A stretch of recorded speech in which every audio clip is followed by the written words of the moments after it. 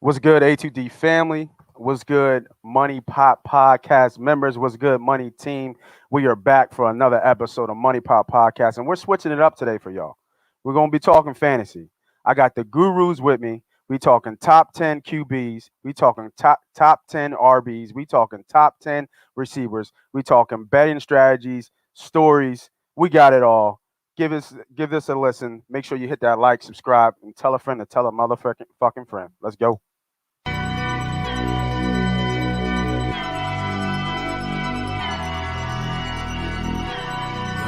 Come on, man. Yo, Money Pop about to start. I know, I'm coming, man. Yeah, grab your notepad, man, for real. Alright, dog, fuck it, man. Come on. Yeah, man, they be spitting shit, man. True. Yeah. Sorry, God. That's boy. Money Pop, money talk. All they do is talk facts. Bird gang. All they do is talk stats. 360 on the new view. Go run, tell that. 40-yard dash time. Moss Money Podcast time. S.co headline. And we are live.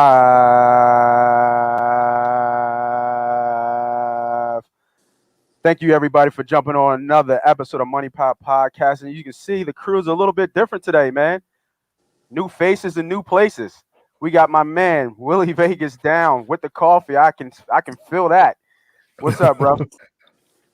What's going on, everybody? You know what I mean? Ready to And talk some fantasy. Ready to talk some fantasy. I know you are, because you jumped on the pod ready for it. So I know you're ready to go. And my guy to my left, man, Jake, man, what's up, man? I haven't got a chance to jump on the pod with you, man, so this should be fun. Yeah, absolutely. I'm excited. Nice. So Jake, typically how are you, what we brother? do. Good. So typically what we do, man, is we talk about the betting plays that we have. We talk about the membership because those guys are paid. And make sure you actually go ahead and join. There's a link in the bio. $9.99, not $9.99 a week, not $9.99 bi-weekly. I'm talking $9.99 a month. You don't see those numbers. You don't see those prices. You see all the handicappers talking about $50 a daily play, whale, shark play, whatever the hell they all say. You've heard it a million times, man, but $9.99, I've been proving it, and I'm showing you the plays. I'm now showing you the plays that you're not the only one in the game. So I just want to make sure y'all go ahead and check that out, man. A little bit of tough day yesterday, but if you played it perfectly, right? If you played it perfectly and you didn't play with the long shot parlays I put out there, and that's why they're long shots, because they're hard to hit. But if you played it perfectly, you actually would be up probably 2 units right now. So just real quick, we went 2 for 2 on the straight plays, but the one straight play was a 2-to-1 straight play, the battle to get the sub and KO. So that actually hit. I missed on the 2-team parlay. The Chicho lost outright. He was a 3-to-1 favorite, fucking nut. And then we had a 3-team parlay that should have hit. Maradov was a 6.5-1 favorite, minus 620, and lost outright. But on that play, if you hedged it, if you listened to a couple episodes from before, if you hedged the play, right, the dog was plus 350. You actually would have came out if you would have put $50 on it, So these are all based on unit plays, and remember, a unit is $100. And then I lost on the 2-team teamer, Brewers and West Ham. So if you played it perfectly, you would actually be up going into Sunday. We swept last Sunday with a couple of extra bucks in your pocket. But if you didn't, you kind of mixed and matched and stuff like that. Hopefully you did a little bit better than I mixed it up, and you could be up. But as you boys see, man, I was hot coming in today. So yesterday during the week I was posting the plays. I was coming in hot, man. 8, 9, 9-1 on all the plays. Usually we talk about go around table about if you guys bet anything during the week, man. So Willie Vegas, man, the name speaks for itself, man. What you do this weekend, man? Any plays, any bets? Fantasy DFS, talk to him. I play MLB DFS every day. Right. Like I really do every day. I'll be playing NFL every Sunday, and I'll be giving plays out. But the MLB, I do stacks. I stack teams, stack hitters, and it works sometimes. But Right. actually, I had a good day yesterday, and I didn't put plays out. I'm pretty upset about that. Mm-hmm. But during baseball, I just do some parlays, like 3-team parlays. I've hit one in the last week, but if you hit one, it usually pays for the week. So Mhm. Yes, sir. You know, I only put like $20 on them, usually to win like around 150, somewhere in that area. So yeah, I got one for today that I'll throw out later when we're putting bets out. Yes, sir. And hopefully it hits. Yeah, for sure. For sure. I like that because the one thing that you said there, you only put $20 on there, you're living in your bankroll. And I like that because I think that's very important. People start going, oh, speaking of bankrolls, motherfucker, I don't know if you boys are poker players. Parks bad beat hit last night. Really? Yeah. I did it. Parks bad beat hit like $560,000. Jesus. What do you got to have a 4 of a kind and lose? Yeah, 4 of a kind and lose. So could you imagine getting a 4 of a kind and then you're like, oh my God, I lose the pot, but I hit the bad beats? Oh. Yeah, crazy last night. So I think the winner walked away with 225 grand. The loser of the hand walked away with 225 grand. The winner of the hand walked away with like 100 grand. Just to be at the table, 40 grand. Yeah, that's crazy. That's great. That's even better. I'm having a shit day, but I'm at the right table. Yes. And I saw it on the gram. I'll get it over to Ryan and put it up, or I'll do it myself. The guy was yelling, "I'm calling my boss tomorrow. He's quitting, walking off the job, calling my boss tomorrow to get off the job." I love it, man. But Jake, we're going to you, man. What's up, man? Any plays this week? How'd you do? Anything, betting, DFS, et cetera, et cetera. Mainly just parlays, nothing too crazy. I've really been kind of diving into NFL a little bit, kind of like future bets to potential division winners and stuff like that. This is my bread and butter as far as gambling goes when the NFL season starts. So I've kind of just been doing my research and kind of diving into that. Nice. Got any gems for the people, man? Give them some. Give them a gem. Just give them a little taste. What you got? You got anything? Are you still looking? You still looking at division? I'm still looking right now. I'm still looking. Okay. All right. That's no. DK good. Metcalf, most receiving yards. Yeah. Ooh. I got a feeling. Yeah. I got a feeling. All right. Well, while we on that, let's. I'm looking. I just saw some breaking news, by the way. Oh, you're talking about JK out for the year. Yeah. I have a keeper league where I'm still going to keep him probably because he's that young, but I'm so upset. Yeah. I loved him this year too. He's a sneak peek. He's in my top 10 as number 10 because I loved him this year. Damn it. Yeah, I saw that. There was people posting all kind of crazy with that because they were drafting at the same time that he got hurt. Oh yeah, that's crazy. It was just brutal. It was brutal for a couple people, man.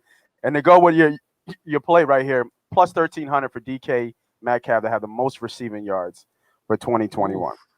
Yeah, I wouldn't put a ton of money on it, but it's a good hit. No. Put a 10 spot on there. Yeah, absolutely. Quick 130. Quick buck 30. Yeah, bet small, win big, baby. You absolutely. know the game. Ow, all day. You know what I mean? So let's get into the poll question real quick while I'm looking up something else. Poll question is: will Jalen Hurts be a top 15 quarterback? Agree or disagree? I'm actually going to agree with this. I'm not a Jalen Hurts fan. I've said many times before, and I get flack for it all the time, that Flacco's going to start by week 6. Then we got Minshew in the town as well.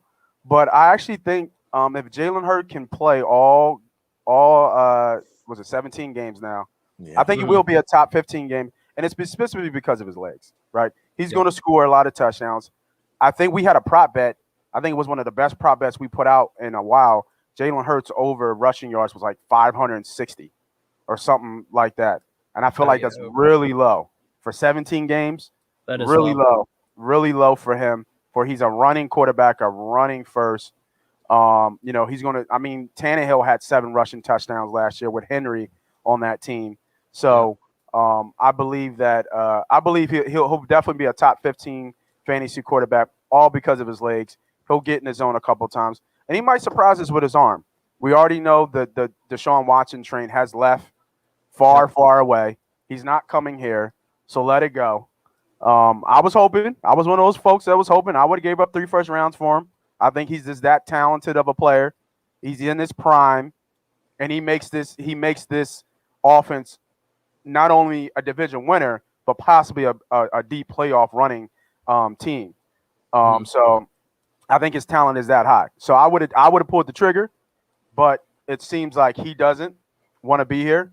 And I want to think that because he looks over here and, Hurts is already here. Why take this man's job? I think there's a little part of that brotherhood part of it behind it as well. So, I'll go to you, Jacob, man. What's up, man? Jalen Hurts will be a top 15 quarterback in 2021. Agree or disagree, bro? Yeah, I absolutely agree. Just because, like you touched on earlier, Nate, just because of his running ability in and of itself, I think that's going to be a hell of a thing. Now, again, I'm not going to compare him to Lamar Jackson, but you see the impact that Lamar had with his legs in the first couple years. Yep. To where now this year might be a bit of an issue for Lamar because like usually in his like third year they kind of start to figure you out a little bit and stuff like that. So yeah, that's a good point. But with Jalen Hurts, he's still a baby in this league. So the teams haven't figured him out yet and stuff like that. But I think he can surprise people. And with Desean Watson not being here, all your eggs are in that basket now. So for sure. So let me, Wilson, before I jump to you and you give me an answer to the poll question, I'm going to read off the top 10 rankings right now. These are the most updated rankings from ESPN PPR League. Only PPR. If you do a non-PPR, go follow somebody else. We got Mahomes 1, obvious. Josh Allen 2. We got Kyle Murray 3. We got Prescott 4. Lamar 5. Wilson 6. Rodgers is 7. Herbert is 8, Brady's 9, and they actually have Jalen Hurts as a top 10 fantasy non-PPR quarterback in the NFL for this upcoming year for fantasy football. Willie Vegas, man, talk to me. Yeah, I don't have him top 15. I think he can be top 15. I'll say that. I think he can be top 15, and I do agree with you that a lot of it. Disagree, Willie. Agree to disagree. I know. I do agree that a lot of it will be on his legs, which will propel him to possibly the top 15. I just think it's going to be. We do have weapons though, which I will say. I know we're young, we're very young, but there is some weapons for him. So, yes, and usually, like you said, Jake mentioned it. Teams sometimes struggle to figure guys out, especially the guys that can run around and make a lot of plays early on. Usually, once they get banged up or once the team starts realizing how to play them, they don't play as well. But maybe we'll catch lightning in a bottle early because we got a tough schedule early. So maybe we catch lightning in a bottle early and he plays really well. That could happen. Yep. I think he's right around 15. I'm not saying he's like way past 15. I think he's right around there. I'm going to disagree because you guys both agreed, but I think he definitely can be if he plays well. And the opportunity for him to play well is there. For sure. Yeah, it's definitely it's obviously his job. Everybody was kind of up Frank that, Sirianni didn't come out and name him the starter and give him confidence and all that shit.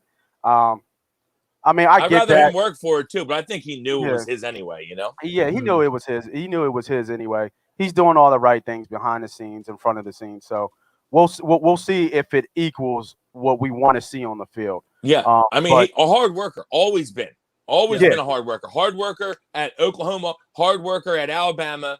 Always been a great kid. So I hope he's great. I just question the arm talent. That's all. Yeah, no. Hard work. Everything else I love. Hard work only gets you so far in this league. Exactly. There's a lot of hard workers, and there's a lot of people who have talent that don't work hard. It's got to mesh. It's got to match. So and then he could still be a top 15 quarterback, and the Eagles suck.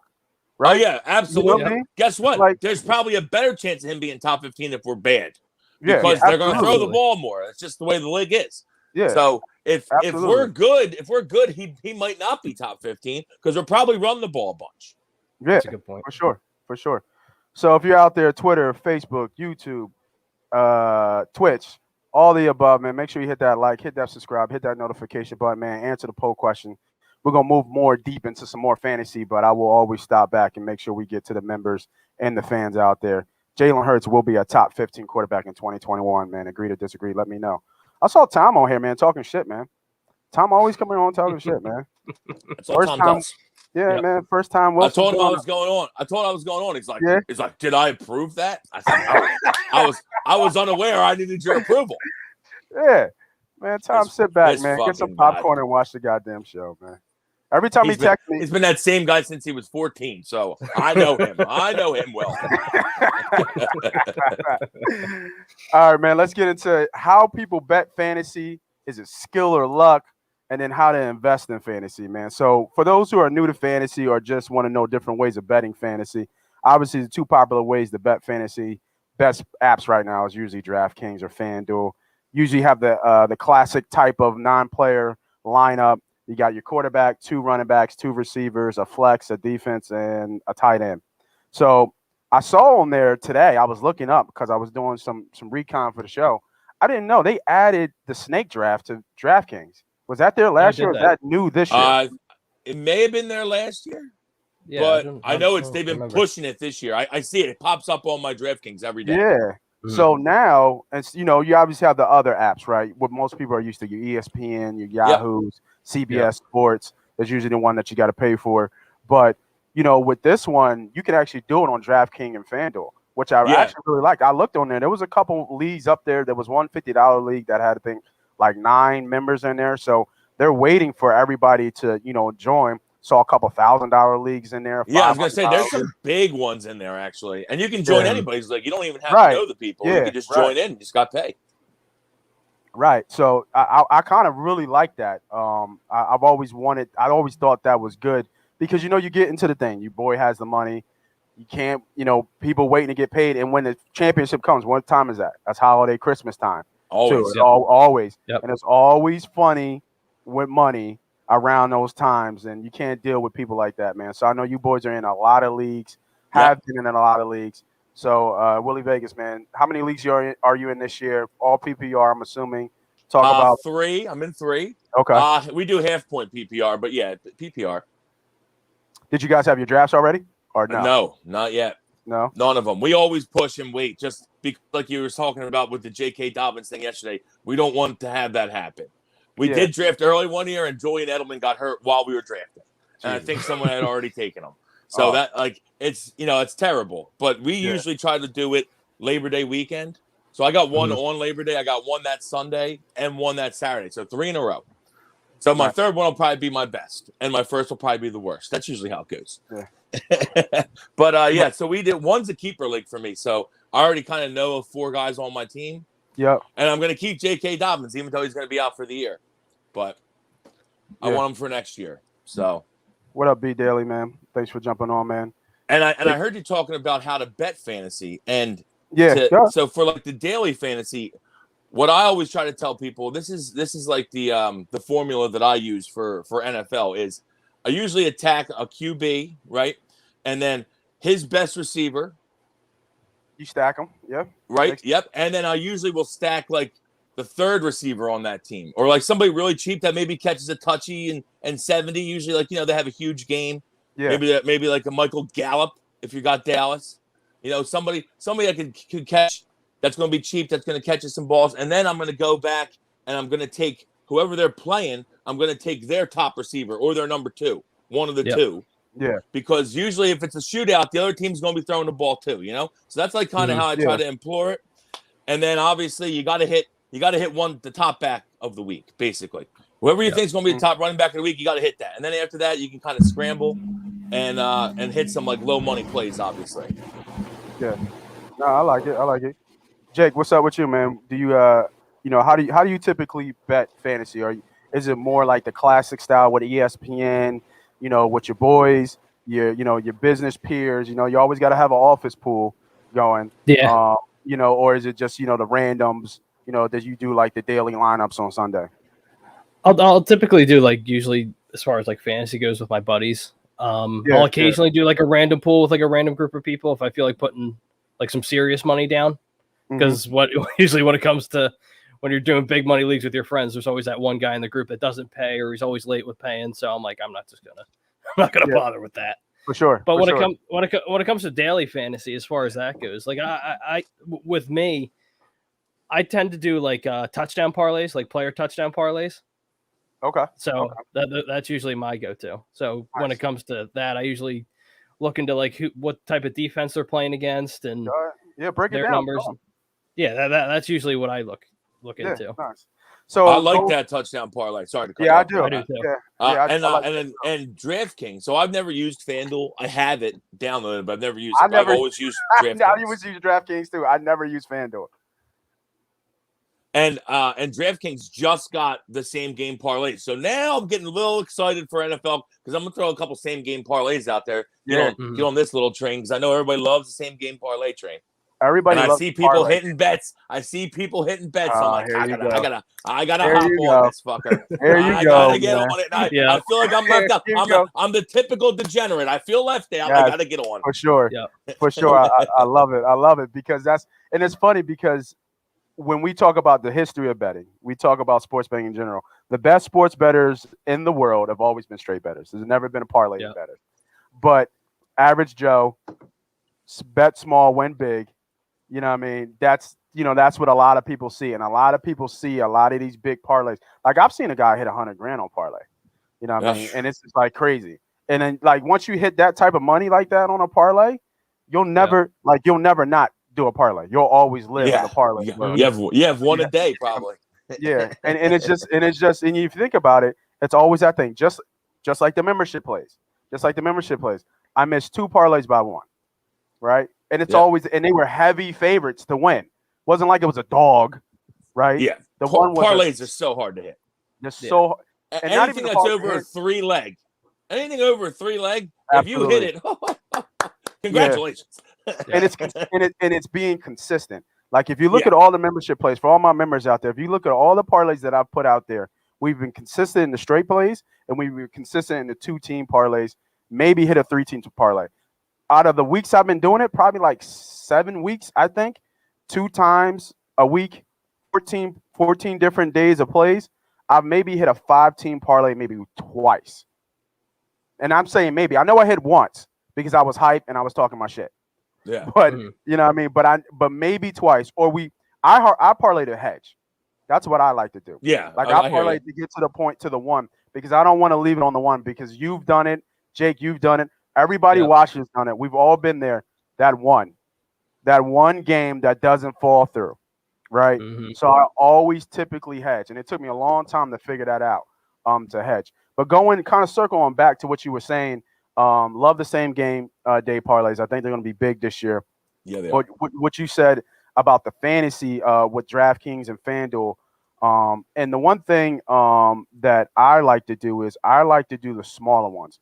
Everybody does the $25 for $1 million one. You know, I don't do them either. I do the $4 ones.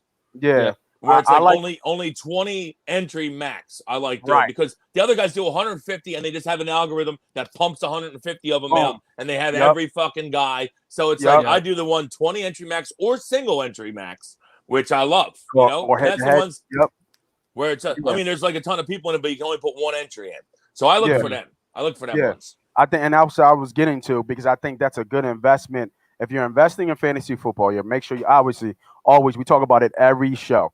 Bankroll management. Got to understand and manage your bankroll management. But if you're doing fantasy and you're doing daily fantasy every Sunday with football, I would implore you, don't go for the home run shot trying to hit $1 million.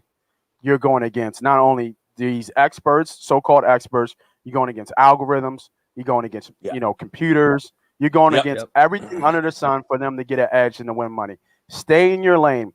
Get in the edge. I was good at fantasy because I typically played with people who didn't know fantasy well.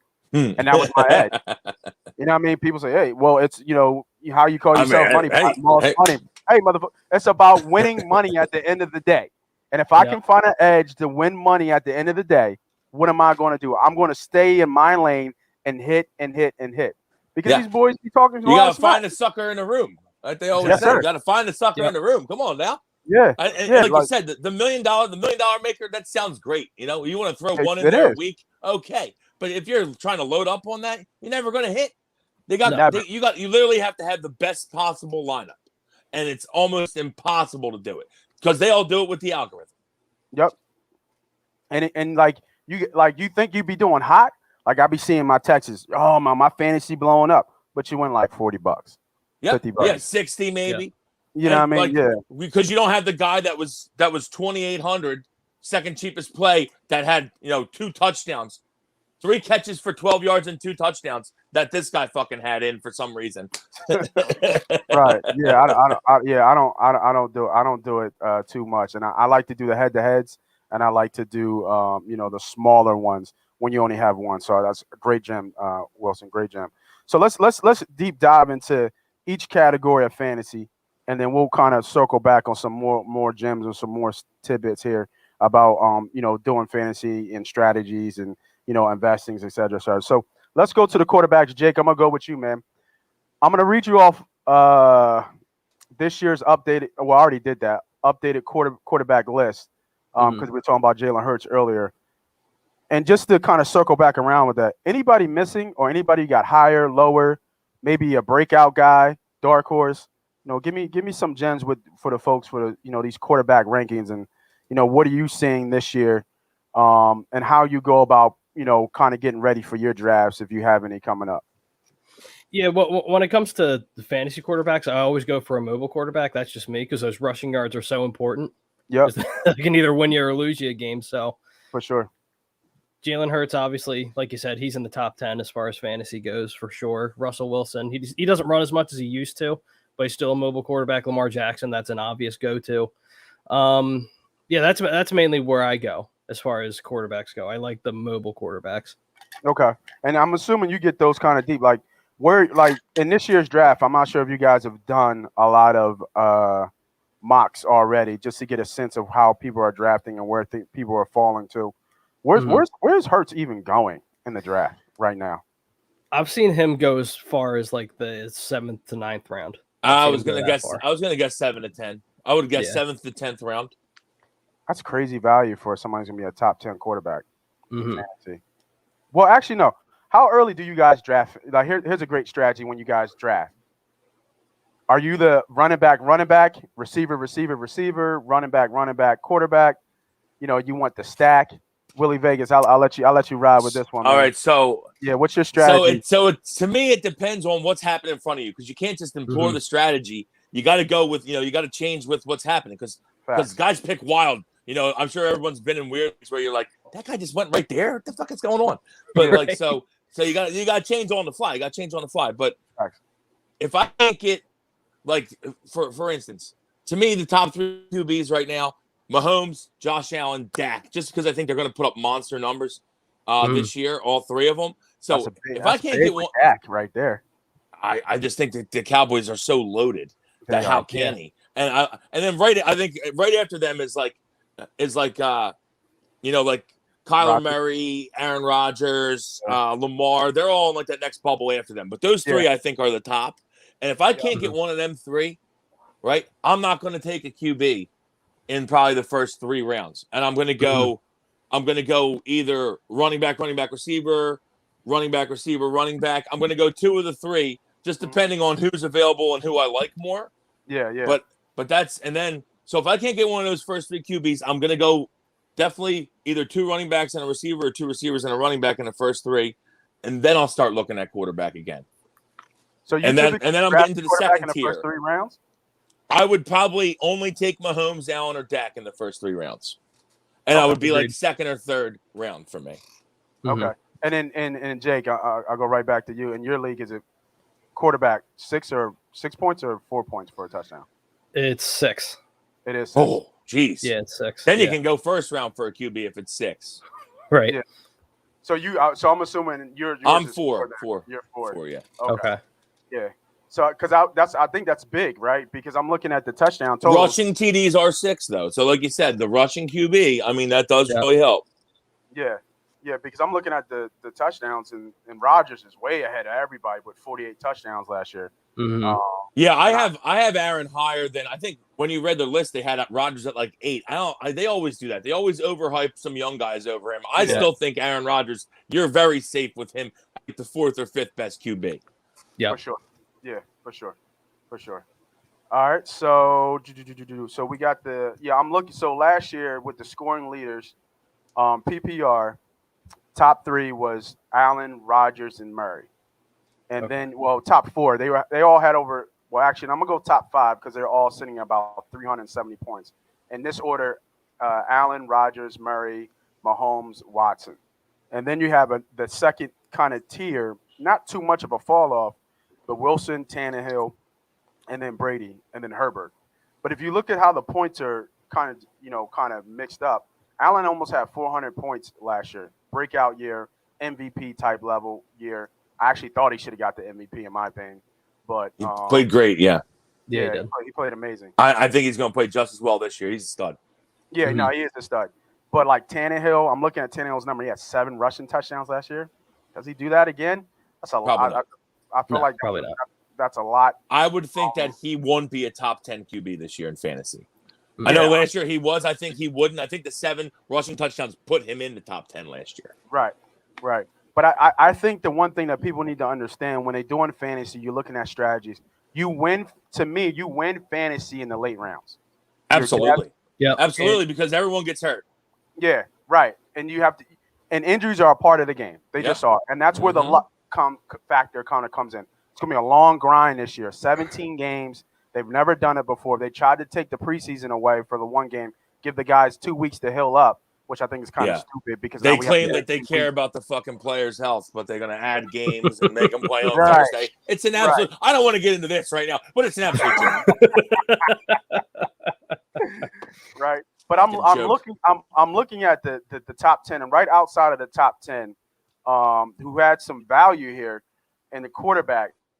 Kirk Cousins was a 11 scoring QB last year. I doubt Kirk Cousins is even getting drafted. Yeah. You know what I mean? Another thing to say is if you're in a league like that where you want to go heavy running back receiver, you can wait on QB because once you get past the top 5, they all score about the same amount of points. Now they might have a game where they're not going to be the stud that every game you can get 25 from. They might have a game where they get 7 or 8, but they'll still have a couple 35s in there. You know, like they're gonna get their points. Yeah, for sure. And that's what I'm looking at. Like everybody's looking at, like I said, the top tier, which makes sense, right? If, I used to be on the big thing like, yo, you took a quarterback in the second round? Like, what are you doing? Like, that's terrible. But if he ends up being the best quarterback in fantasy, it was a good call at that point. Absolutely. You know what I mean? It was a great call at that point. So I'm just looking at right now I'm looking at NFL.com. I'm looking at these fantasy scoring leaders, and I'm seeing some value here, man. So for those who are looking, taking some notes, already getting ready and gearing up in a week for their fantasy draft, Herbert, obviously, I think Willie Vegas, you talked about that in the membership. I like him a lot going on. Herbert and Kirk Cousins, man. I don't see why Kirk Cousins would fall out too much of top 15, who's not even getting drafted more than likely. Or like he's a backup on someone's team, basically. Yeah, someone already has a QB. They're picking him as a backup. Yeah, for sure. I mean, Stafford was 16, but you got to think Stafford's going to be in the top 10 this year with that offense. Yeah, I was going to say I would think that Matt has a good year. Yeah, I think so too. Stafford, I don't know. Derek Carr had a decent year last year, over 4,000 yards, 27 touchdowns. Only 9. And he's got weapons. Mean, they're probably hoping that Ruggs breaks out. For sure. I love Waller. He's gonna. I mean, that's a guy that's gonna go pretty high. I would assume Darren Waller because he just gets balls, man.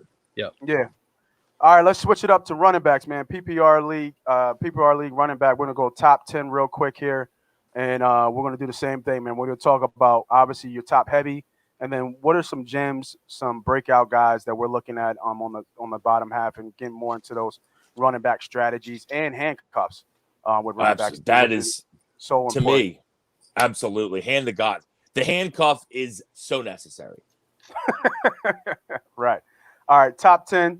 Right now we got CMC, which I'm not sure I would put him 1. I know what he is. I know how great he is. But coming off the injury, to label him number 1, I'm not sure. Maybe top 3? But naming him number 1, I'm not sure. But I wouldn't be mad if he's the first pick off the board, though. Dalvin Cook is 2. Kamara is 3. Henry's 4. Zeke is 5. We got Barkley coming in 6. Eckler at 7. JTT at 8. Aaron Jones at 9. And Nick Chubb at 10. And then coming last year, the top scoring running backs in the league was Kamara, Cook, Henry, Montgomery from Chicago. For Mhm. those who don't know that He name, gets slept on, man. Yeah, Yeah. he does. Jones, Taylor, Robinson. I remember he was a late pickup the way he was going. Josh Jacobs, Zeke was 9, and then believe it or not, Kareem Hunt was a better Kareem Hunt scored a bunch of touchdowns. receiving was his thing. Yeah, and he that I like the way that Cleveland uses both of them. Even though I have Chubb in my keeper league and I'm keeping him again, I still like the way that Cleveland uses both those running backs. They're both very valuable in fantasy. Yeah, I agree. And then you got Chubb on 11. So Jake, man, let me run back to you, man. Looking at the running backs, man, who you got in your running backs? Let's go. Is there any kind of big switch to that top 10 there that you got? Somebody a little bit lower, somebody a little bit higher. How you feel? The one that stood out. Strategy. My fault. Talk about your strategy about how you draft with your running backs. Yeah, especially when you're talking about PPR league, right? You always look for the pass catching running backs. Obviously, that's usually the go-to when you're drafting high as far as running backs go. But one name you mentioned, Nick Chubb, at where did you say he was, number 10? 9, Chubb, I think he said. 10. Chubb is 10. Last year he was 11th in scoring. Yeah, it just seems low to me. Yeah, he was banged up last year. If he's healthy, he could be a top 5 guy. Yeah, no doubt. Yeah, for sure. Even with Hunt though, like how they Hunt still could be a top 10 guy. Yeah, he absolutely could. That Cleveland team, I mean, we know what their strategy is. They like to run you. They like to throw to their backs, especially Hunt, and they like to run the ball. Yep. Yeah. And they should, because Baker, I like Baker, but Baker's not coming out there and throwing 40 times. No. They're going to need him to in one game, though. So, yeah, they might have to a couple times, but for the most part, they're trying to run the ball. Yeah, for sure. Run the ball, play defense. Easy. That's why. I have Chubb higher than Zeke, and I know it could be a really good year for Zeke, but Zeke's been trending downward.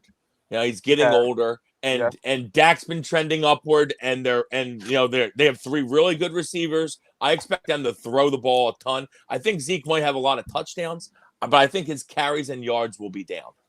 Yeah, and let's not forget Pollard is legit. Yeah, it's very solid. Yeah, Pollard. He'll get some time. Slept on. He will get some time. Well, sorry. Go ahead, Jim. Yeah, but when you talk about Tony Pollard, that's a running back that's been heavily slept on in draft circles this year. I think very good handcuff. He is. Yeah, for sure. So, Jake, continuing with you, man. The strategy you do with fantasy is it running back? Have you ever gone 3 running backs in a row? Because I definitely have. No, I have not. So with me, like Willie said, it's just really about how your board falls, like your draft position and stuff like that. Because some people, you'll be surprised with some of the players that they take ahead of you if you're especially like a top 5 pick or like a top 10 pick. Yeah, depending on the size of your fantasy league, but it really depends on how the board falls. Like with PPR for me, if a pass catching running back like a Kamara or a McCaffrey or a Saquon, for example, aren't available, I'll go wide receiver. There's no doubt in my mind I'll go wide receiver. Nice. Speaking of Kamara, we didn't even talk about this. Going back to the quarterbacks, I really think that Winston might have a breakout year. Is he going to start? He's starting. Yeah, he's the starter. Yeah, he's the starter. Yep. And they all they do is pass in New Orleans. They ain't changing. I would fully expect he's going to throw his interceptions, but he's going to throw for yards. Yeah, that's what I'm saying. He'll be a very over 4,000 yards. Speaking of a guy that's probably not going to be drafted or drafted extremely late, that's a guy that could be great value. Is Jameis Winston? He's not value. Get drafted. He's not going to get drafted. I don't think. No, definitely not as a starter. Definitely not as a starter. No. Maybe late, but he got that eye surgery, right? So now the motherfucker can see. You know what I mean? Yep. Looks like we lost Wilson, but now the motherfucker can see. Yeah, he'll be back. So, when you think about that with Winston, and then I think the last time he was a starter, he threw for 5,000 yards. Yeah, and it was what he threw 30 for 30, right? Yeah, I think so. I think he threw 30 for 30. So he's been dealing. I know that. This fucking StreamYard, I swear to God. It keeps kicking. The last couple weeks, I get kicked out constantly. Death taxes and Wilson's internet. Oh, Yeah. it's crazy. It's like I have the newest iPhone. Like, what is happening? I gotta go and upgrade my shit and buy some shit, man. Yeah. Don't buy that. I need to hit some bets. $100,000 phone. Yeah. But yeah, no, man. Yo, Winston. Yeah, Winston. I was looking at that. I don't know where he is on comeback player of the year, all that good stuff. But he's a dark horse, man. Because I mean, Thomas is out, and who knows if Thomas wants to be back. So that's a huge, loss. So you got to look up what's behind Thomas. But at the same time, he's played in a lot of bad teams, and he can sling it. He can just sling it. So upgrade if Thomas plays, upgrade if it doesn't. Damn, y'all all get. And there we go. StreamYard likes me. If y'all still with us, man, YouTube, Facebook, Twitch, all the above, man. Make sure you hit that like button, hit that subscribe button. Jake, man, we were talking shit, and it looked like it kicked your ass out. And there we go. Right. I just passed it. I just passed it right on over to you. Right. Hopefully the host doesn't get locked out. So we should be, you know what I mean? All right, so let's Willie Vegas, let's go over to you, man. Talking about running backs. Yeah. Let's see here. I think those first four, like I was saying with the three QBs, I think those first four are in a class of their own. Yeah. They are, and that's McCaffrey, that's Derrick Henry, that's Dalvin Cook, and that's Alvin Kamara. You can make a case that you could take any of them as the top running back, in my opinion. Yep. You can make a case for it, and I'd be like, well, you makes good points. Like Kamara should see a ton of fucking work this year, you would think. I would think that they would feed the hell out of Kamara this year. And the same thing with Cook, right? And then McCaffrey, obviously, he catches so many balls that you're just like, if you're in a PPR league, how can you not take him one? He catches 9 balls a game. Yep. Yeah, Kamara's numbers was crazy. 900 something yards, 16 touchdowns, 80 receiving yards, almost 800 yards receiving, and 5 touches. Monster year last year. Yeah, he's gonna get the ball thrown to him a ton again this year. You would expect. Yeah, for sure. Especially with Michael Thomas Henry, missing time. Sure. The thing with Henry is, I feel like if you have a really strong team, then you can make the case for Henry as the first one taken because of the fact that, I swear to God, the end of the year, no one tackles the guy. It's like he's worn the defenses down, and he just runs for. I feel like every year in the playoffs, fantasy playoffs, dude runs for 200, and you're like, fuck, if I had him. So that's why, like, I feel like early on, maybe he's going to go for 75, 80 in the touch, but then the end of the season, he's just churning 150s and 2 touches every time, and you're like, this dude is he's just a horse. The bottom line is the dude's a horse. And he just gets stronger as the year goes. So that's why you can run with Henry, but he might not give as many points for you early in the season, which could dig you a hole. Yeah, and it's crazy with him. I think there was a crazy funny stat that got posted. He's the only player. They said he's the only man on the planet Earth who's had 2,000 yards in Pee Wee, high school, and college, and the NFL. It's just ridiculous. Like, what the hell's wrong? Yeah, I mean, he's ridiculous. He's absolutely ridiculous. He's humongous, and he runs like a fucking gazelle. It's absurd. When he gets into the open field, nobody catches him. Nobody. That's what's crazy because like this dude's huge. Like he's humongous. I always think in a picture of him next to little Mark Ingram, and you're like, oh my God, fuck! Like Mark Ingram looks terrified. Who is this guy? He's coming to take my lunch. His breakaway speed, once he gets going, it's crazy. It's a train. Yeah. No one catches him. It's like these are a bunch of small guys on the field that are supposed to be faster than him. Nobody catches him. And nobody wants to get next to him because they're going to be on the highlight reel for that. They just get ran the fuck over. I love the way, like, if you can make a prototypical running back for how I love football, I love the way he runs the football. Get out of my way. Josh Norman's still going from when he pushed him last year. See ya, Josh. Pushed him off the planet. Oh, it was spectacular. All right, let's talk about. And J.K. Dobbins runs like him. That's why I fucking love J.K. Dobbins. And like, I know we're talking running backs. I had J.K. Dobbins in my top 10. Yeah. Obviously, out for the year. We heard the thing. So now I would tell everyone that now big sleeper, Edwards, going to get a lot of carries now. Yeah. A lot. Old cousin Gus going to get a lot of carries. Yeah. I mean, Gus. I'm sorry. I said T.J. Edwards. My fault. Well, they have another kid, too, that I don't really know. I don't know much about him, but now he should be on radars. Tyshawn or something. If someone knows the name, pull it up for me. But I saw it the other day, but he's like a rookie maybe or second-year guy, but I don't even know much about him. But he's on the radar now. What's going to be running back by committee over there, including you got to put Lamar in there, too. So. Oh, yeah. Well, Lamar's going to run the ball. You know that. Yeah. And I think I looked at his prop. His prop it's probably going up now with Dobbins out, but his prop for rushing yards was 900. I would expect. I think that he's going to run for $1,000 this year. I know only person to ever do it was Vic, right? No, he's done it twice. Or Vic was really close. Lamar's done it twice. So Lamar came in. Has he already run for $1,000? Oh, yeah, he's already run for $1,000. Yeah, he had like 800 and some his first year, and then the next year he exploded for that MVP year. He had 1,200. And then a year after that, he had 1,000. Okay. So he's had two back. Okay, so I expect him to go for $1,000 again. Yeah. Especially now without Dobbins. Yeah, for sure. So I'm looking at these top 5 rankings, right? I'm looking what the scores were last year. We got some entries in there that are not in the top 10 this year again, but we got some old faces and some new faces. We got what you guys think about here with Barkley, Eckler, and any sleep. Eckler's a funny one to me. He's a sneaky. Yeah, you hear that name and you're like, Austin Eckler, really? No way. But he does catch the ball well out of the backfield. Right. Was he hurt last year though? Yeah, he was. He was. Okay. To me, Austin Eckler, he can be there. There's other guys I like over him though. And like I said, David Montgomery getting no love. David Montgomery just gets carries, man. They just feed him the rock. I know the little guy's back, right? What the fuck's his name? Tariq Cohen. Tariq Cohen is back because he was hurt last year. So he'll steal a little bit. But Tariq Cohen's more like their Swiss Army knife. He gets balls out of the backfield, returns punts, stuff like that. David Montgomery's the one that runs the fucking football.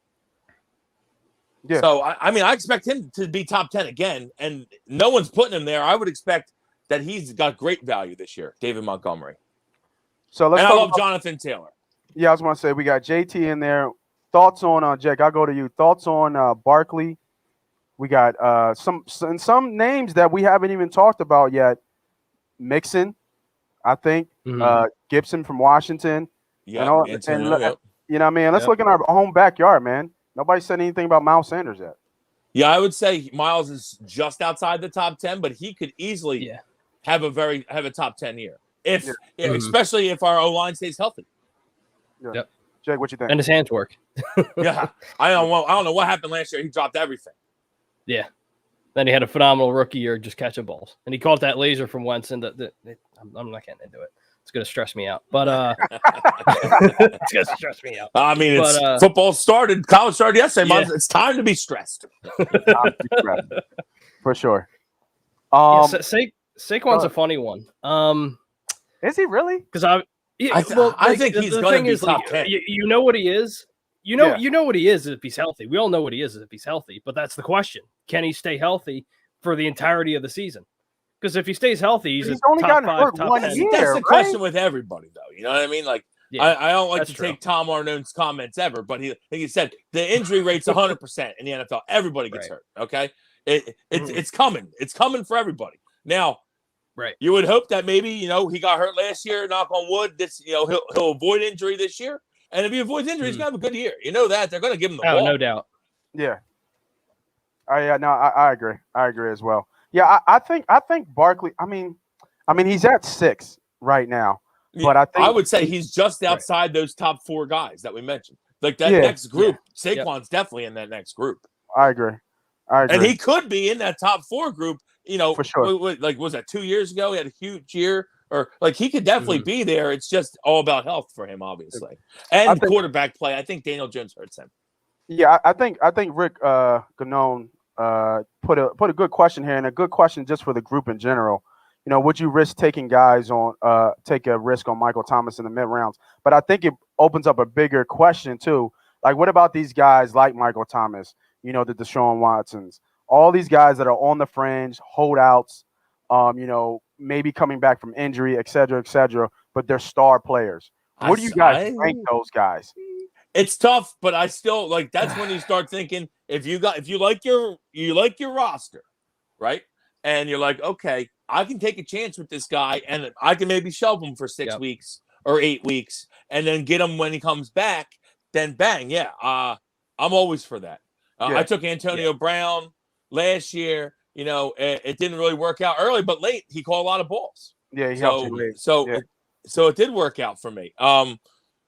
And to me, like, I have Desean Watson as my 10th QB still. Just because I know what Deshaun's going to do, I expect him to catch some sort of suspension here, obviously. But I think after he's back, I mean, he's going to – I don't care who he's on. He's going to sling. So I would still take Deshaun. I'm not going to take him high, obviously, but I would take him late. And same thing for Michael Thomas. I would take him too. Yeah. Yeah, I heard that. So while we staying a little bit on the running backs here, Jack, I'll go over to you, man. Anybody late here to give to the people, give to the folks watching? Anybody late here you like as a nice kind of round out that RB3 flex type running back where he's a starter? Anybody you like deep, later in rounds that people are not even looking at or kind of overlooking? Well, I think Wilson hit it on the head earlier when you're talking about the Ravens running backs. Wilson, to answer your question earlier, the name you're looking for was Tyson Williams. That's what it was. There you go. Tyson, however you say Tyson, yeah, something like that, yeah. Yeah, Tyson. But I would definitely look at the Ravens running backs. Yeah, Tyson. I like big name guy. Yeah, right. Big name guy. But I would look at the Ravens running back core, to be honest, especially with the young running backs. I mean, Najee Harris, obviously, he's not going to be a guy that slept on. He went. Everyone loves to take rookies. He'll go too high. I'm my God, yeah. And I think he'll have a big year too. This is kind of like a shot in the dark, but I could see. Oh my God, I just had his name in my head. I just lost it. He was on the Steelers. Now he's on the Texans. I think. James Conner. Yeah, James Conner. I think James Conner could have a good year this year. He could. I never liked the way he runs. Yeah, I respect James Conner. Workhorse guy. He's been a workhorse since he was at Pitt. Obviously had cancer and all that. Big ups to James Conner. But James Conner looks like slow to me. He looks like he's in mud a lot. I don't know. Never had breakaway speed. He can catch the ball, give him that. But he just looks like he's in mud. I don't know. I know he had that one big year for the Steelers. I just think everything was working well for him. Because since then, he's been shit. They couldn't run the ball last year. Steelers could not run the football last year. I like. I'll give you one that I'm looking at right here. Looking at the who bounced around a couple times last year was Melvin Gordon. Oh, motherfucker! That was my guy. I like it. Everyone sleeps on the veterans. Everyone sleeps on the veterans. Quiet, almost close to 1,000 yards. Had 9 touchdowns, and he bounced around a lot last year. Had a problem holding on to the chicken. Fumbled. I think he was in top 2. Fumbled 4 or 5 times last year, but that could be a late pick there that could get you in the top 15, top 10 late in the season. Always tough to play at Mile House Stadium, especially late. It's cold, favors that type of running team, and they have a bunch of weapons. So you would expect him to, I know Teddy's Teddy, whatever. Teddy's a winner. Teddy's average. Don't Teddy, but Teddy ain't bad. A winner. Don't sleep on Teddy. I don't know. What has Teddy won? Games. His record is what he's won games. I don't care what anybody says. Teddy wins games. I remember when he had the chance to that awful game that was like 7-6 or whatever, Seattle playoff game in Minnesota. Oh my God! He drove all the way down, and the dude missed the chip shot for the win. And then the next year he destroyed his leg. But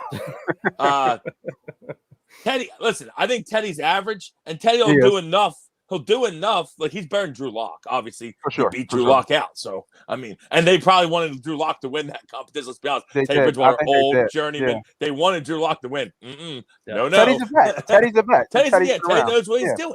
And they have weapons. Cortland Sutton, Jerry Jeudy, who's Noah Fant. They got weapons. KJ Hamler. So to me, Melvin Gordon's in a really good spot to possibly have a very overlooked big year. Yeah, that's a guy that could creep top, like you're talking about creeping top 10. When you're not expected to. That's a guy who could creep top 10. Now another guy, James Robinson. That's Jacksonville. Because obviously everyone saw Liz Frank injury to Travis Etienne. So now James Robinson right back in the mix as a workhorse back, and he's going to get carries.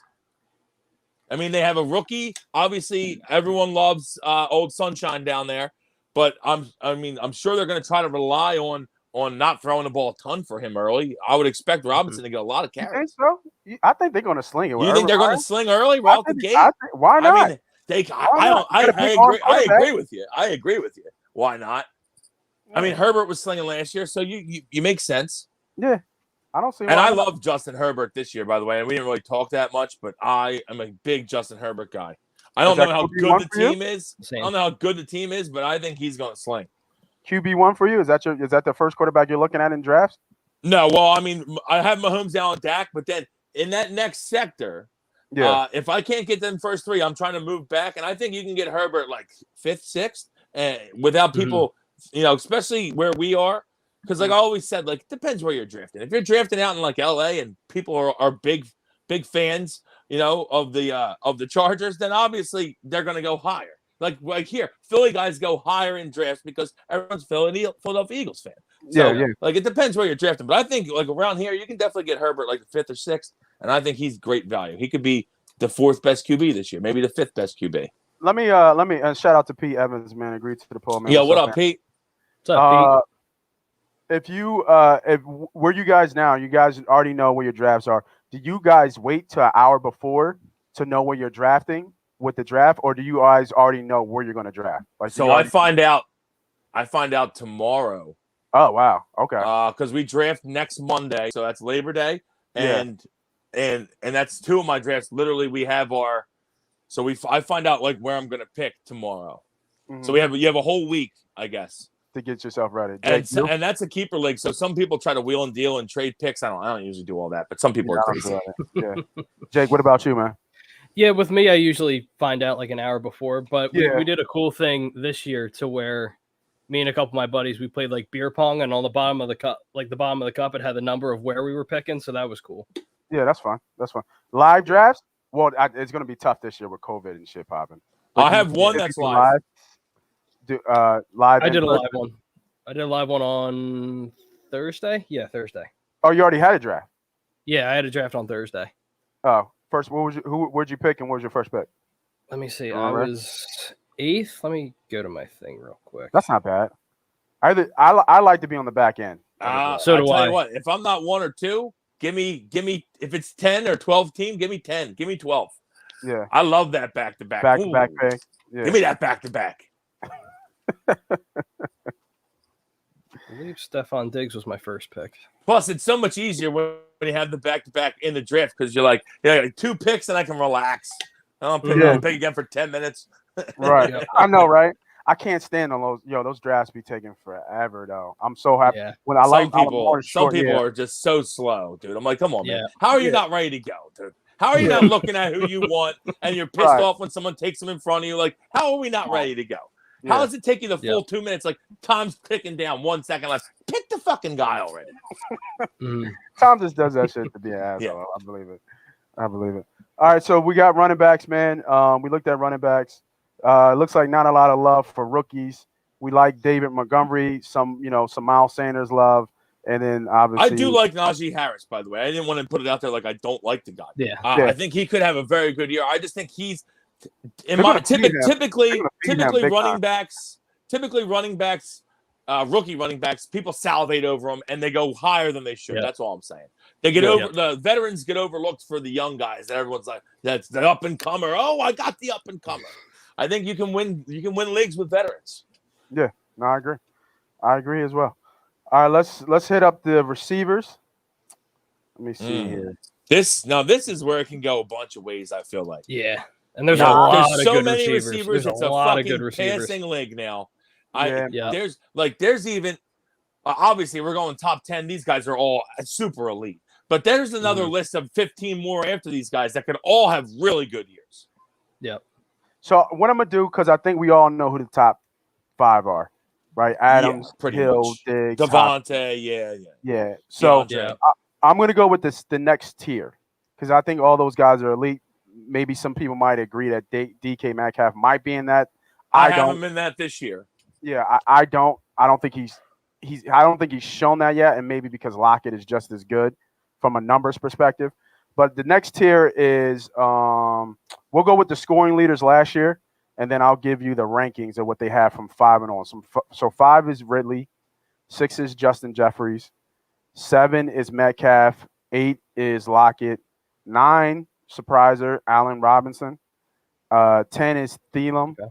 And then right outside of that, which is another group, because I'm like you said, there's so many receivers here, and I think these names are known and or may go a little bit higher. Is Mike Evans was at 11 last year, AJ Brown was at 12, Keenan Allen, I love Keenan Allen. Love Keenan Allen this year. Yeah, at 13 last year. Robert Woods at 14, and Cooper and Juju rounding out 15 and 17. Bobby Woods is just dependable, man. Yeah. He is, and he's got every year he's going to be in the top 15 every year. Yep. All right, so that's the scoring. Now rankings, and remember, y'all, this is PPR, so points per reception. If you didn't know, so last year, that's my fault, wrong one. Here's the rankings. Obviously, top 5 is the same as the scoring was actually last year, which is crazy. Yeah. But now they have DK Metcalf at 6, AJ Brown at 7, Keenan at 8, Justin Jeffries at 9, and then Scary Terry McLaurin. Oh, I love Terry McLaurin this year. And then outside of the top 10, we go the next kind of group tier. We have Allen Robinson again, CeeDee Lamb, Mike Evans, Robert Woods, Cooper, Thielen, and then didn't get no love last year. Chris Godwin from Tampa. Okay. Yeah, they just have such a good receiving core. It's just so tough. But yeah, and Brady, like I've said so many times, Brady doesn't even have a muscle left in his body. He's like Gumby out there, just fucking slinging. It's unreal. But they're going to catch balls. It looked like last year that he preferred throwing to Godwin more, and he threw to Evans more in the red zone. So, both of them are good. Either one, Evans or Godwin, I'll be happy with either one. So I do love Terry McLaurin though. I think Terry McLaurin's poised for a huge year. There's a bunch of other guys I really like too. CeeDee Lamb I really like. Mm-hmm. Yeah, and I was going to say that I think is going to have a huge year. A lot of times the second year is when the receivers take off, and I just think Dak healthy, he's going to sling. I think CeeDee Lamb's in for a very big year. Yeah. Yeah, so and I was going to say that we all know these lists, and looking at the scoring last year, the top 5, the big one was Adams, right? Adams and Tariq were and Adams will have a huge year again if Rodgers is healthy, which he should be.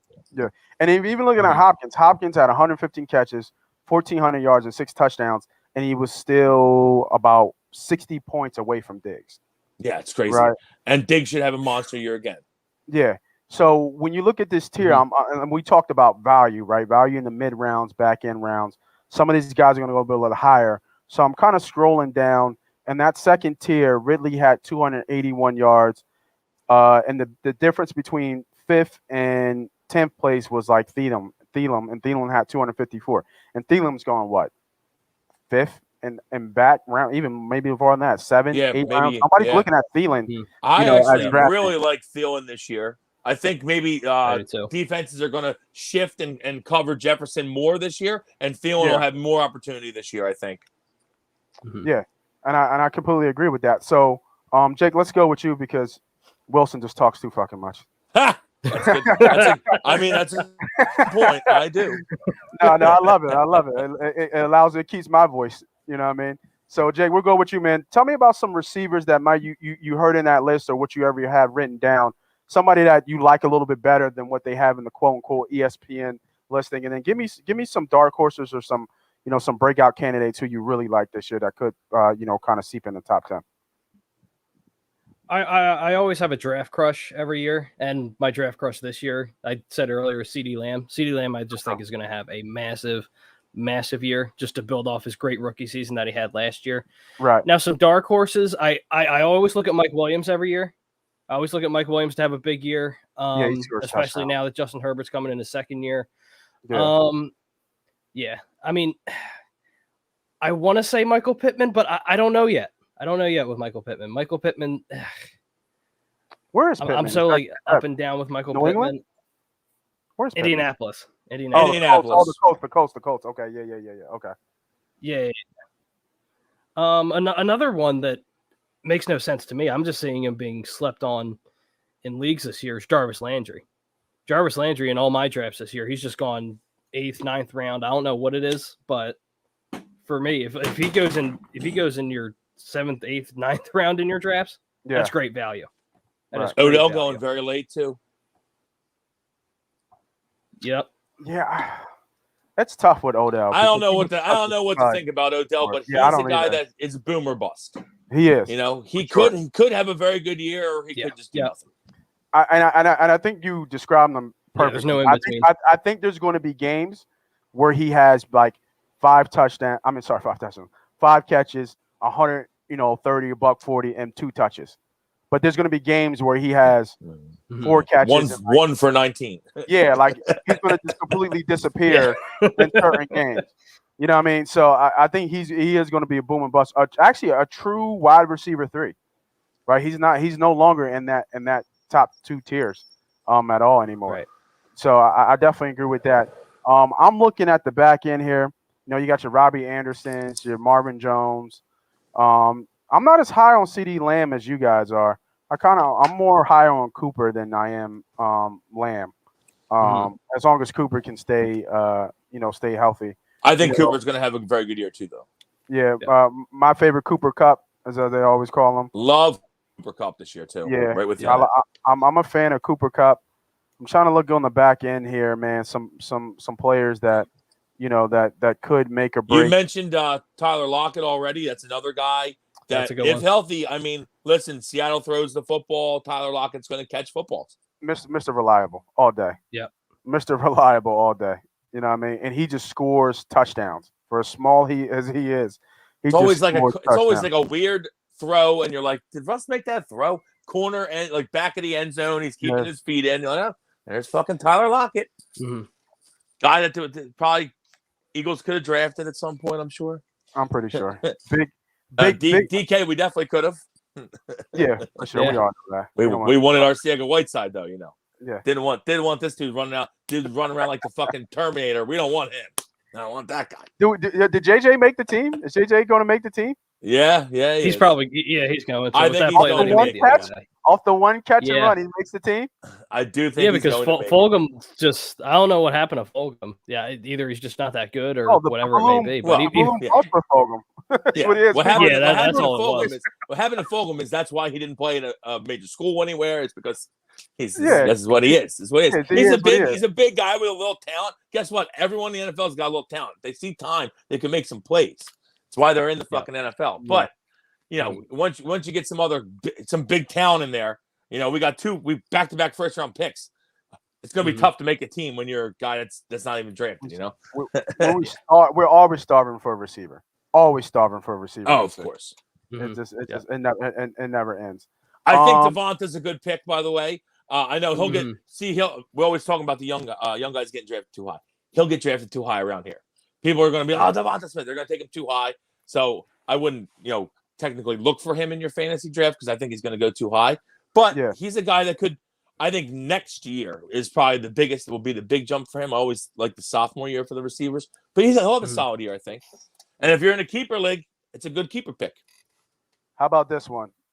Oldie but Goldie. Where you guys got Julio? Out in Tennessee. Ooh. Yeah, to me, AJ Brown is the better receiver on the team, but I think Julio's he'll get balls. He's still gonna make plays. Yeah. You think Brown is better than Julio at this point? Yes. At this point in Julio's career, yeah. But having AJ Brown, I think, is going to help Julio tremendously. I think it's really tough when a guy, like right now, Julio Jones. I think if he retired, he'd be a Hall of Famer. I'd say right now. Right, strictly off his Atlanta career alone. I think he's a Hall of Famer. It's usually really tough for those guys when they change teams to then go and be really good on the second team. I feel like it doesn't work a lot. Now, it worked for Moss when he went to New England, but didn't work in Oakland. T.O., I mean, I guess you could say it worked places for T.O., but he left before he was this old, I don't know. I feel like Andre Johnson, it didn't work for. I don't know. Yeah, but Andre I think it's going to be tough. Prime. Yeah, he was older than Julio is now. I know that. Yeah. But to me, I can't look at him to be a top 10 guy this year. I think he's more of a 20th to 25th ranked receiver. it's just crazy because I'm looking at his numbers, right? And I just wanted to pull up the stats because I wasn't sure. But this is the first time he's been under 1,000 yards since 2013. So that's a long stretch of putting up numbers. So he hasn't. I mean, in 2019, 99 catches, 1,300 yards, and 6 touches. The touches have been hurting him for years. He hasn't been scoring touchdowns for years, but he's been catching balls forever.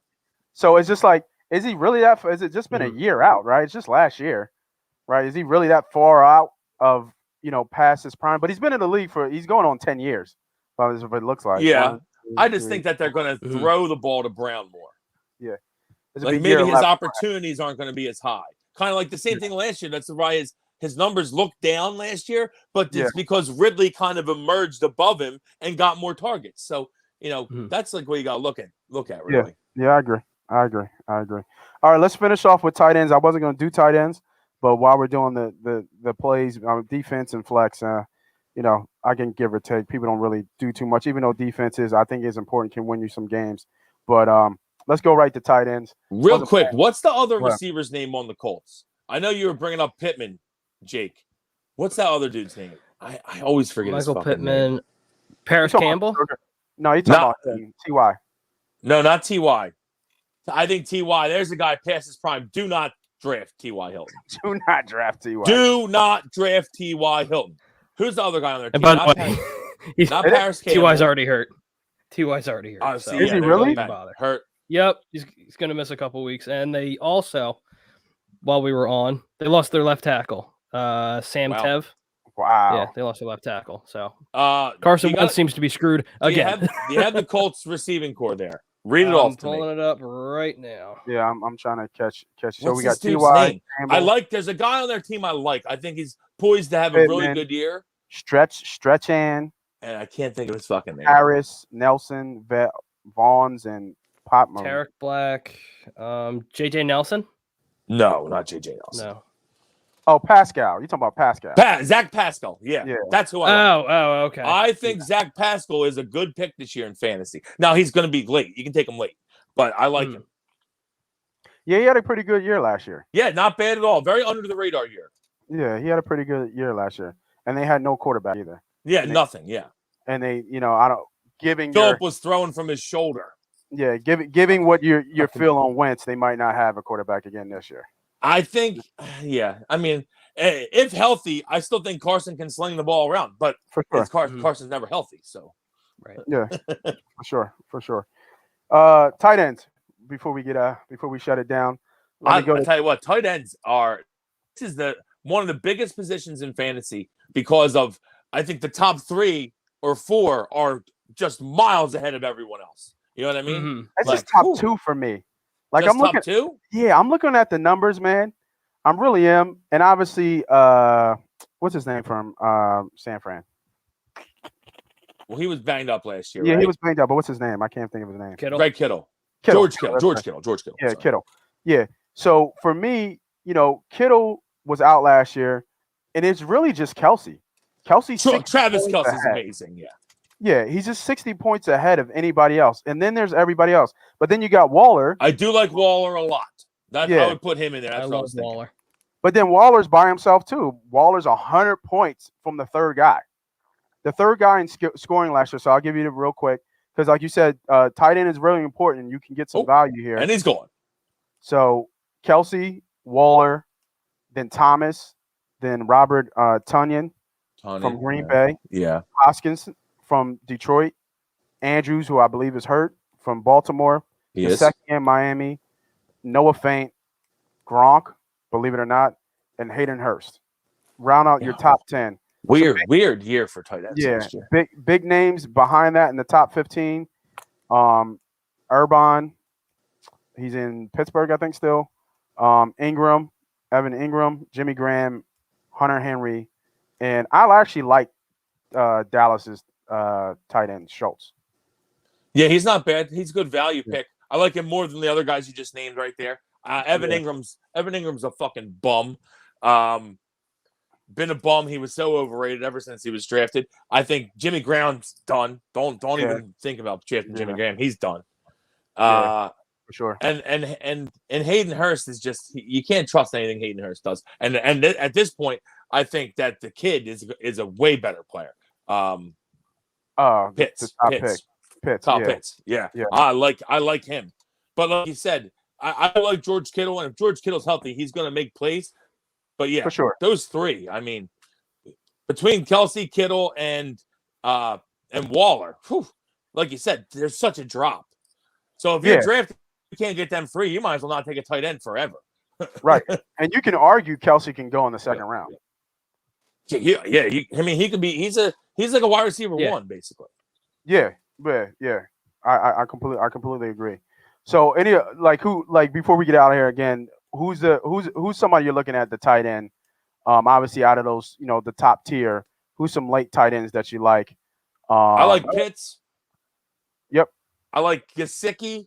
I know there's a lot of talk about Desean going to Miami. I'll tell you what, if Desean Watson actually goes to Miami, that to me that pumps up Devontae Parker, that pumps up Mike Gesicki. Now I know he'll probably gonna get some sort of suspension, but the end of the year is what you want to win anyway. So I think that would pump those guys up a little bit, obviously. Who's the starting tight end in Seattle? I always think that Seattle tight ends have an opportunity to be good, but they never are for some reason, because they always have like Luke Wilson, fucking my cousin Luke out there who stinks. I don't know. So like if they can get a tight end in there, I feel like that's a good spot for a tight end. Who was their tight end this year?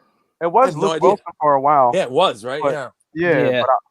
But wasn't it? It was the dude. I don't know if he's still playing. Wasn't it the dude from Carolina? Olsen. Was it Olsen last year? He got hurt. It could have been. Yeah, he's old. It was Olsen. If he's back and healthy, he could be a sneaky pick. He's over. He's overrated over the hill, but he could catch 10 touches. Yeah. Gerald Everett is their starting tight end. Oh, see, Gerald there we go. Everett. There we go. Rams? Gerald Everett is the guy that I like. That's a good there we name. go. Bang. We hit one. Gerald Everett. I like Gerald Everett. Gerald Everett can stretch the field. He's had some big games in the past for the Rams. I like Gerald Everett a little bit. I do too. All right, so we got some members here. I got my second draft today. PPR looking to get Cook or Kamara first round. Absolutely. Yep. Where you picking, Dave? That'll be key. Where you got? I would assume that you're picking high. Yeah, top. You're looking to get Cook or Kamara. And I was going to talk about this with tight ends, man. When you think about our tight ends with Ertz and Goddard, obviously depending on what Hurts can do, but we've seen a lot of tight end work and play in the preseason when he's played. We've heard about in practice that he's keen on those guys, which I like. Middle of the field makes sense. Tight ends, outside of a run game for a rookie quarterback, tight ends your next go-to. So where do you have Goddard? I mean, coming into the year, they were top 10. Both of them, I think Goddard was in like 6, and I think Ertz was in the back end, maybe 9. As a ranking, just player, not fantasy, but just player in general and tight ends. Where you guys got those guys, man? Who's going to have the better year, Goddard or Ertz? I still can't believe that Ertz is still here. I love the fact that he's here. So do we. I like him too, because I think he's a guy that's just a pass catcher. He's been a pass catcher his whole life. Yeah, for sure. So I like that he's here. I think they. So to me, with both of them healthy, like they're both going to get some production, but you're not going to get the production like that. One of them's a star. If one of them was to get hurt, then the other one could possibly pop up and be a top 10, top 7 tight end in fantasy, easy, top 6 maybe even. But I preferably I would like them to both be healthy as an Eagles fan. So I hope it doesn't happen. But I still think that both of them have a little value though. Mm-hmm. Yeah. And to me, Ertz would have a little more value just because I trust him more. Right. I agree. Yeah, I agree. And you're getting consistency now that Ertz is healthy. You would hope. Yeah. I agree with that. Don says the Lions. Oh shit, Lions fan. The Lions have no receiver. TJ Hoskins would be a good solid. The only problem is I won't know because who's the quarterback from the Rams that's there? What's his name? Jared Goff. Yeah, Goff likes the tight end. Yeah, I do like Hawkinson has a lot of talent. I'll give you that. So it could be a breakout year for him. I don't even know who's the Lions' top wideout. I don't even know. Yeah, I don't know. Like Don's a fan. He says they have no receivers. So yeah. Look at this one. Nice steal here. Hurts fell to the 13th round yesterday in my home league draft. definitely felt like a steal there. I think so too. No, it's absolutely. I wouldn't Yeah, start I mean, like him, we said, he could definitely be a top 10 to 15 quarterback. Easy. And I said this about Hurts many a times on different shows. You guys on Sunday, myself on Wednesday show, and just even on this show, multiple times. Hurts is in a win-win situation. The bar is so low for him, right? What was the thing? He came out 31st quarterback, ranking out of 32, Yep. right? Yeah.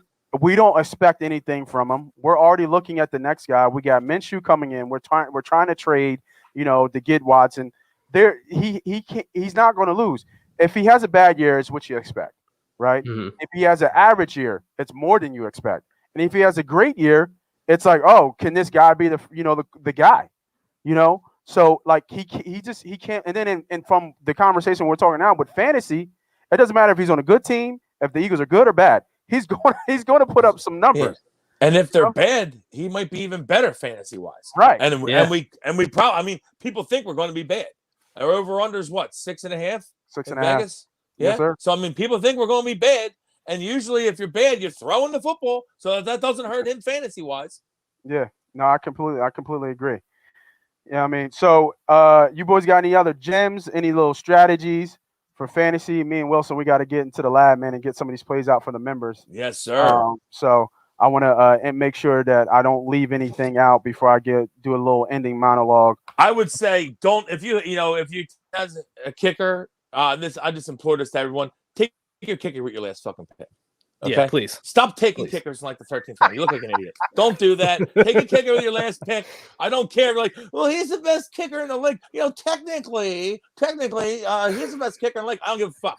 Take the kicker with your last pick. All right. There's still value there. There's still value in the 13th round. Okay. Get a guy that's a backup. Handcuff a running back. Maybe if the running back you wanted somebody took, take his handcuff then. Don't take your kicker till your last pick.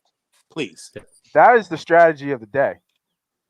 I don't know if I can top anything about that. No, that's it right there. Yeah, that is the strategy of the day. We should have changed the show to don't take your kicker with the last pick. Best batting strategy ever heard. You know what I mean? But I just want to add one more thing to it. It's just like find your edge. That's the key thing about betting. That's the key thing about fantasy. Find your edge. If you do a lot of DFS, a lot of daily stuff, don't try to do it against the world. It's hard. It's really hard to win that. Really tough to win that. So I would implore you, go head to head, find your edge to make sure that you're on the winning side. That's what you got to do. Wilson said it best earlier. Find a sucker. Yeah. You know what I mean? Yep. Find a sucker to win. I can't. Jesus, add you, Wilson. This StreamYard, man. You gotta love it. You gotta love it, man. So whether it be fantasy football, classic. I think they got Madden strategies, your dailies, exploit the edge, get in on the winning side, get on the black. For me, I haven't done that many fantasy leagues this year. I think I'm only in maybe 2. So, and I'm going to exploit the guys that I'm playing, man. So I just want to say for MoneyPot Podcast, for Moss Money, my man Wilson, my man Jake, for everybody still on. And if you're not part of the membership group, before I get out of here, man, you guys need to jump on the membership bandwagon, man. We swept the plays last Sunday. If you played it right, you would have had a winning day yesterday. I'm posting my plays. I'm posting my picks so I'm in the game with you. It's not $9.99 a week. It's not $9.99 bi-weekly. It's $9.99 a month. You ain't going to see that nowhere. Tons of new apparel. You win that back in the one day. Easy. Yep. One day. Easy. Pay for the year. We've already 4 or 5x what we've already come back. It's just that you want that instant satisfaction. We got new apparel. You see the new MoneyPot shirt showing the the A2D colors looking with the black fresh logo. too. Looking fresh. So just hit me up. Follow me on YouTube. Follow me on everything else social media. Follow A2D on social media. Let's fucking go. Willie Vegas, Moss Money, the homie Jake, MoneyPot Podcast, A2D Radio, man. We're out of here.